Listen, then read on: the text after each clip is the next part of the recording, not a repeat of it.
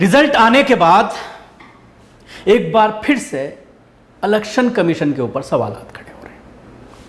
एक बड़ा मामला सामने आया है। क्विंट की एक रिपोर्ट सामने आई है जिसमें 542 में से 538 ऐसी सीटें हैं जिसमें जो वोटिंग मशीनें हैं, ईवीएम हैं, उनसे जो परिणाम सामने आए हैं उनको अगर काउंट करते हैं और जो डेटा इलेक्शन कमीशन के जरिए जारी किया गया था उनका जब मिलान करते हैं तो बड़ी संख्या में यह पाया गया है कि हजारों की संख्या में वोटों को इनवैलिड किया गया है। यानी जो चुनाव परिणाम का जो डेटा है वो और जो डेटा जारी किया गया था इलेक्शन होने के बाद, एक हफ्ते बाद, हालांकि इस बार बहुत लेट जारी किया गया था, और उसके बाद यह दावा किया गया था इलेक्शन कमीशन के जरिए कि कोई गड़बड़ी ना हो, इसलिए इसमें समय लग रहा है।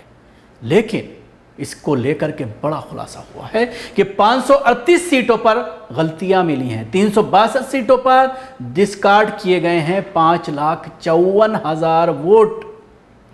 यह खुलासा क्विंट के एक रिपोर्टर है हिमांशु दहिया, उनकी रिपोर्ट में यह पूरा मामला खुल करके सामने आया है। देश की 362 लोकसभा सीटों पर 5,54,598 वोट डिस्कार्ड यानी खारिज कर दिए गए हैं।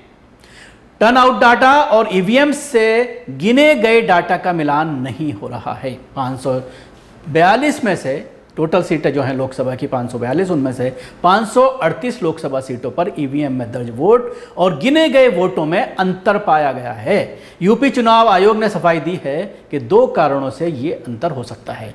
मॉक ड्रिल में पड़े वोटों को पीठासीन अधिकारी मिटा ना सका हो या इसका आंकड़ा दर्ज करने में चूक कर दी गई हो। बहुत ही आसान सा बहाना है कि जब मॉक ड्रिल हो रही थी तो सवाल यही खड़ा होता है कि आखिर उसमें गलती कैसे हो सकती है। जो दावे किए जाते हैं कि बार बार चेक किया जाता है तो उसमें डाटा रह कैसे सकता है। दूसरा ये बात कही जा रही है कि फॉर्म 14C में दर्ज आंकड़ों में गलती हो सकती है। ये 2 बातें कही जा रही हैं। यूपी चुनाव आयोग का कहना है कि जब विसंगति इतनी बड़ी नहीं हो कि चुनाव के नतीजों में फर्क पड़े, हम उसे नज़रअंदाज कर देते हैं। बड़ा सवाल यह है कि ऐसी त्रुटियां, ऐसी गलतियों का उल्लेख चुनाव आयोग क्यों नहीं करता। जब सवाल उठते हैं तो सिर्फ जवाब देने के लिए जवाब लेकर क्यों सामने आ जाता है, ये बातें छिपाई क्यों जाती हैं। अब आइए मैं मिसाल के तौर पर आपको कुछ डाटा मैं आपको दिखाना चाहूँगा। आप अपने टीवी स्क्रीन पर देख सकते हैं, ये चार्ट है अलीगढ़ का है। अलीगढ़ में जो टोटल वोट इलेक्शन कमीशन की वेबसाइट पर जो दर्ज किए गए थे वो थे 11,37,051 और जो ईवीएम ने काउंट किए हैं वो हैं 11,31,155। 5,896 वोट जो है वो डिस्कार्ड कर दिए गए हैं। यानी विनिंग कैंडिडेट जो जीता है वो 15,647 वोटों से यहाँ पर जीता है। फर्रुखाबाद, आपको याद होगा फर्रुखाबाद में हंगामे की खबर आई थी कि बिजली काट दी गई।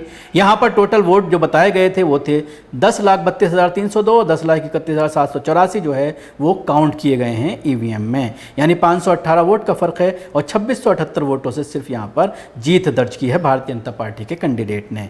बास गाँव में जो शेड्यूल कास्ट की सीट है 9,43,007 वोट यहाँ पर बताए गए थे और जब काउंटिंग हुई है तो 9,41,708 वोट काउंट हुए हैं, 1,299 कम, यानी 3,150 वोटों से यहाँ पर जीत हुई है बीजेपी की। फूलपुर 10,10,909 वोट बताए गए थे, जो काउंटिंग हुई है ईवीएम से जो निकले हैं वो निकले हैं 10,11,627, तकरीबन 718 वोट ज़्यादा निकले हैं और 4,332 वोट से यहाँ पर जीत हुई है।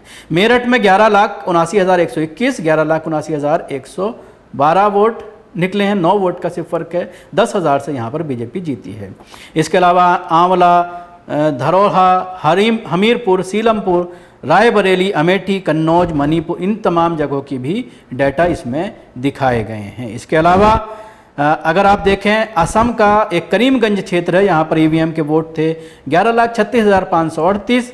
ईवीएम वोट जो काउंट किए गए हैं वो हैं 11,40,349, 3,811 वोट जो है सरप्लस यहाँ पर थे। इसके अलावा आंध्र प्रदेश की ओनगोल एक सीट है, 13,99,707 बताए गए थे, लेकिन जब मशीन खुली तो 14,11,000 पड़े वोट और 1,467 वोट यहाँ पर ज़्यादा। इसी तरह से उड़ीसा की एक सीट है, मध्य प्रदेश की मांडला है, बिहार की बक्सर है। इन तमाम सीटों पर भी फ़र्क जो है खुलेआम देखा गया है। और तमिलनाडु को तिरुवल्लम का भी सीट का इसी का तरह है। कोकराझार, देनखानाल, अलप्पज़ू और गुंटूर, इन तमाम सीटों पर भी जो फ़र्क आया है वो 10,000 वोटों से लेकर के 5,000 वोट ऐसे हैं जो ज़्यादा पाए गए हैं। तो ये जो गड़बड़ियाँ सामने आई हैं, इनका जवाब इलेक्शन कमीशन को देना चाहिए।